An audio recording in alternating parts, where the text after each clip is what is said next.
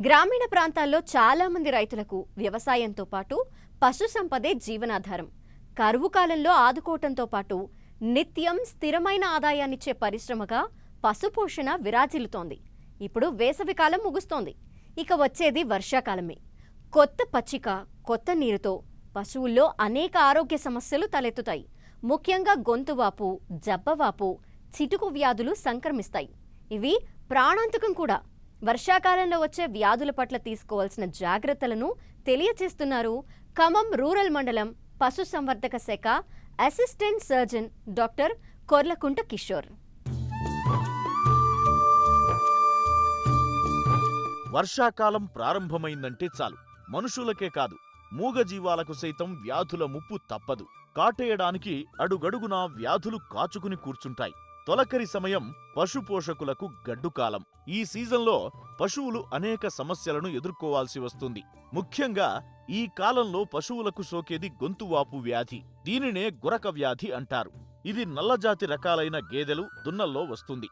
అంటువ్యాధిగా ఇతర పశువులకు సోకుతుంది. కలుషితమైన నీరు, మేత ద్వారా పశువుల్లో రోగనిరోధక శక్తి తగ్గి వ్యాధి బారిన పడతాయి. వ్యాధి సోకిన పశువుకు శ్వాస పీల్చినప్పుడు ఆయాసం వస్తుంది, గురక వినిపిస్తుంది. గొంతు పైభాగం, మెడ కింద భాగాన వాపు వస్తుంది. కళ్ళు ఎర్రబడి నీరు కారుతుంది. జ్వర తీవ్రత 104 నుంచి 106 డిగ్రీల వరకు ఉంటుంది.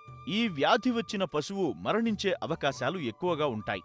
ఈ వ్యాధిని గుర్తించిన రైతులు వెంటనే స్థానికంగా ఉండే పశు వైద్యులను సంప్రదించాలని సూచిస్తున్నారు ఖమ్మం రూరల్ మండలం పశు సంవర్ధక శాఖ assistant surgeon doctor Korlakunta Kishore. మనకి వ్యాధికి సంబంధించినటువంటి లక్షణాలు గమనించి సకాలంలో దానికి సంబంధించినటువంటి వైద్యాన్ని మనం అందించాల్సిన అవసరం ఎంతైనా ఉంది. వ్యాధి సోకినటువంటి పశువుల్ని సపరేట్గా ఉంచాల్సిన అవసరం ముందుగా తీసుకోవాలి. అట్లనే వ్యాధి సోకినటువంటి వాడికి ఇంట్రావీనస్ ఇంజెక్షన్స్ ద్వారా మనకి సల్ఫా డ్రగ్స్ని మనం అందుబాటులోకి తీసుకురావాలి. 33.3% మనం ఇంట్రావీనస్గా దగ్గరగా 500 శరీర బరువు ఉన్నటువంటి వాటికి 100 ml వరకు ఇవ్వాల్సిన అవసరం ఉంటుంది. దీంతో పాటు మనకి అందుబాటులో ఉన్నటువంటి ఆక్సిటెట్రాసైక్లిన్ కానీ లేదా ఇతర యాంటీబయాటిక్స్ ఏవైనా సరే అందుబాటులో ఉంటే వాటికి మన సెకండరీ ఇన్ఫెక్షన్స్ రాకుండా వాటిని కూడా అందించాల్సిన అవసరం ఉంది. యాంటీపైరెటిక్ డ్రగ్స్ కూడా మనం దగ్గరలో ఉంచుకోవాలి.